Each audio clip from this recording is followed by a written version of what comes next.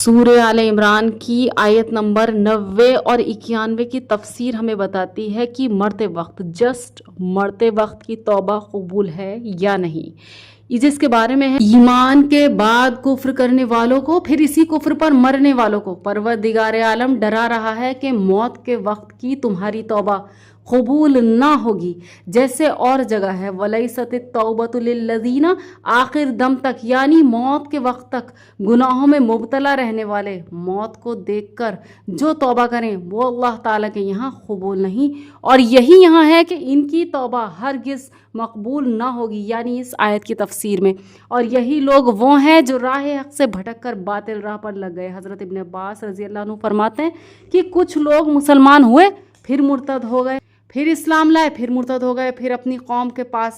آدمی بھیج کر پوچھوایا کہ کیا اب ہماری توبہ قبول ہے؟ انہوں نے حضور صلی اللہ علیہ وسلم سے سوال کیا تو اس پر یہ آیت اتری، یعنی سورہ آل عمران کی آیت نمبر 90 اور 91۔ پھر فرماتے ہیں کفر پر مرنے والوں کی کوئی نیکی قبول نہیں، اگرچہ اس نے زمین بھر کر سونا اللہ تعالیٰ کی راہ میں خرچ کیا ہو۔ نبی صلی اللہ علیہ وسلم سے پوچھا گیا کہ عبداللہ بن جدعان جو بڑا مہمان نواز، غلام آزاد کرنے والا، کھانا پینا دینے والا شخص تھا، کیا اسے اس کی یہ نیکی کام آئے گی؟ تو آپ صلی اللہ علیہ وسلم نے فرمایا نہیں، اس نے ساری عمر میں ایک دفعہ بھی رب اغفر لی خطیئتی یوم الدین نہیں کہا، یعنی اے میرے رب میری خطاؤں کو قیامت کے دن بخش۔ جس طرح اس کی خیرات نامقبول ہے، اسی طرح فدیہ اور معاوضہ بھی، جیسے دوسری جگہ ہے سورہ البقرہ کی آیت نمبر 123، ان سے نہ بدلہ مقبول نہ انہیں سفارش کا نفع۔ اور فرمایا سورہ ابراہیم کی آیت نمبر 31، اس دن نہ خرید و فروخت ہے نہ مودت و محبت۔ اور جگہ ارشاد ہے سورہ المائدہ کی آیت نمبر 36، یعنی اگر کافروں کے پاس زمین میں جو کچھ ہے یہ ہو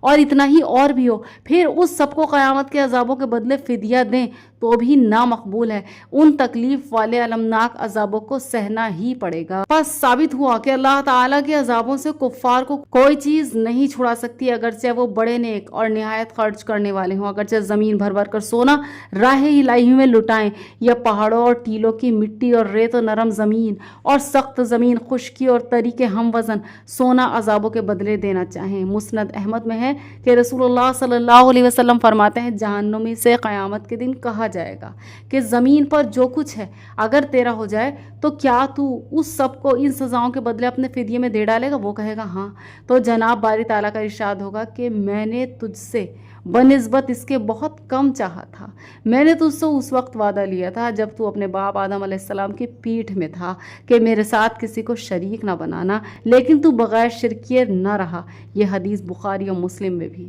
اور دوسری سند کے ساتھ بھی۔ لہٰذا اسلام کے بغیر کوئی نیکی قبول نہیں، نبی کریم صلی اللہ علیہ وسلم کی اتباع کے بغیر کوئی دین قبول نہیں۔ اور جو مرتے وقت جب کہ آپ اپنی آنکھوں سے فرشتوں کو دیکھ لیں، دم نکلتا ہوا دیکھ لیں، جب کہ آپ کا بالکل حالت نزا ہو، اس وقت ہی توبہ قبول نہیں۔ جزاک اللہ خیر۔